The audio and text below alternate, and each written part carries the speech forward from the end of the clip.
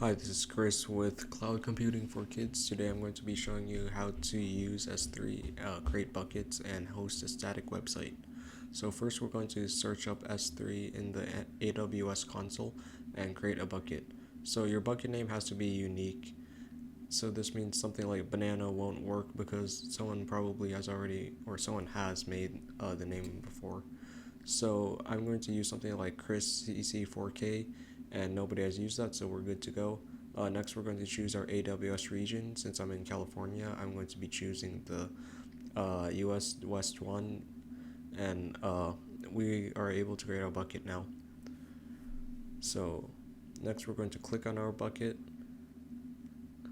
and we are going to be uploading a few files. So we can add files or folders. I'm going to be adding files. I have 3 files I want to add. So I'm just going to go ahead and upload all of them.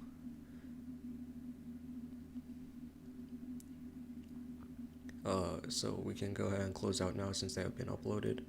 Uh, so let's take a look at something like the banana image. So we are able to look at it if we go to the top right corner and open it.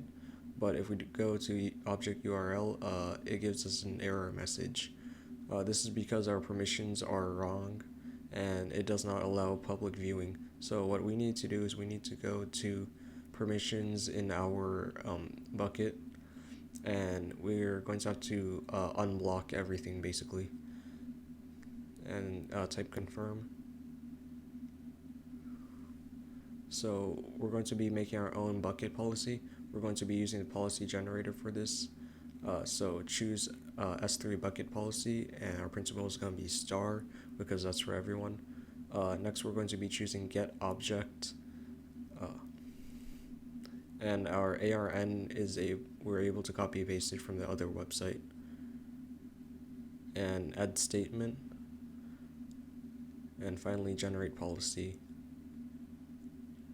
And we can copy and paste the JSON over here, and just paste it. And so now we should be able to look at our images from the link, as you can see right here. So next we have to create the static website. So in order to do this, we need to go to properties and scroll all the way down to where it says static website hosting.